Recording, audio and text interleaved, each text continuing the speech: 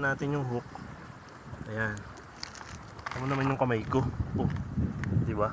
Napakalaking tiki. Mamaw na tiki yan. Oh. Yun na may ipin. Oh. Okay. So cast ulit tayo.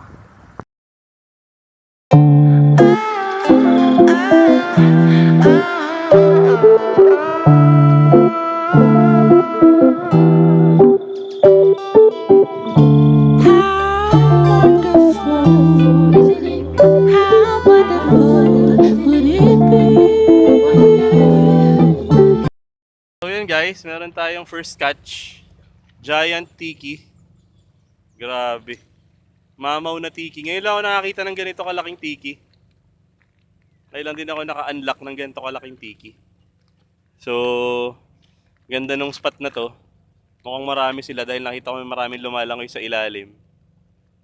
Ang ano lang, mabato. Pero mukhang goods yung spot. So, isa pa. Hagis ulit tayo.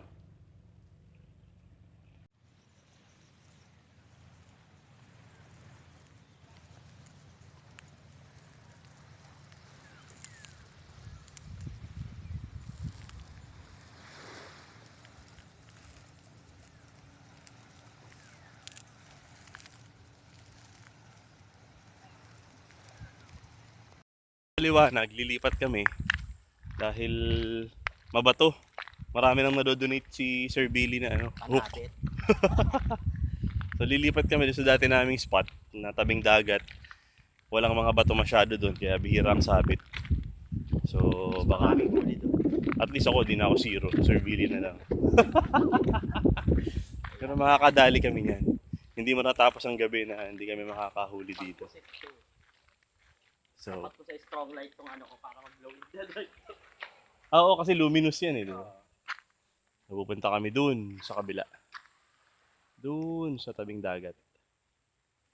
So, tara, let's go.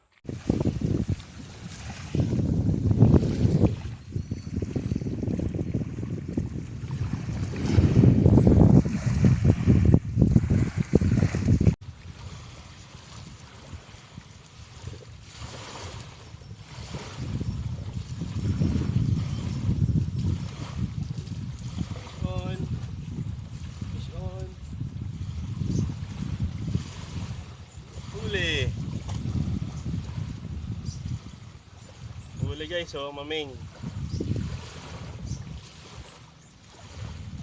Ayos to, good size, oh, maming, oh.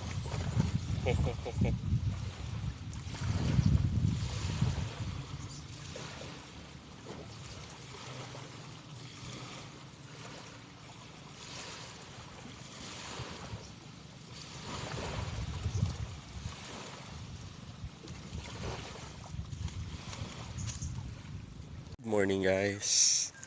So ngayon, dito tayo ngayon sa marina area. So magta-try tayong mag-fishing ng umaga. Madalas kasi nag-fishing ako hapon na. So ngayon lang ako mag-fishing ng morning dito sa area. Susubukan natin kung may mahuhuli tayo.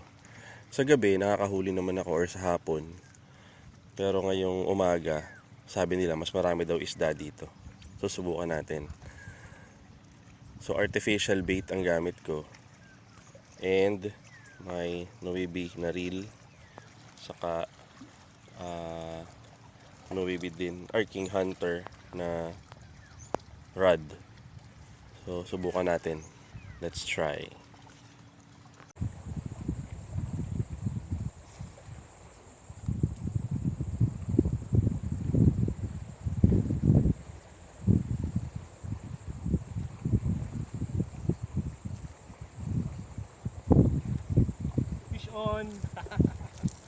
Fish on guys. Huli. Laking tiki na naman ito, oh.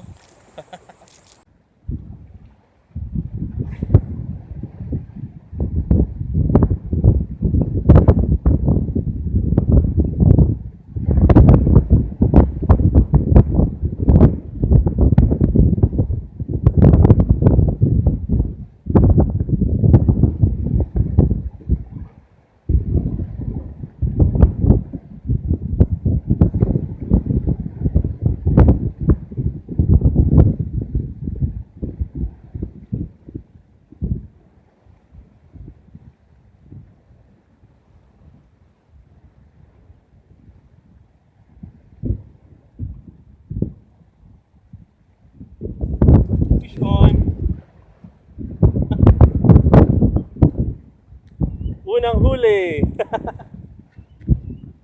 Fish on guys! Guys, nakahuli tayo. Isdang kulay pula. Hindi ko alam kung anong tawag dito eh. Bigyan nyo naman sa comment section kung anong isda to. So casting lang yan, cast pa tayo.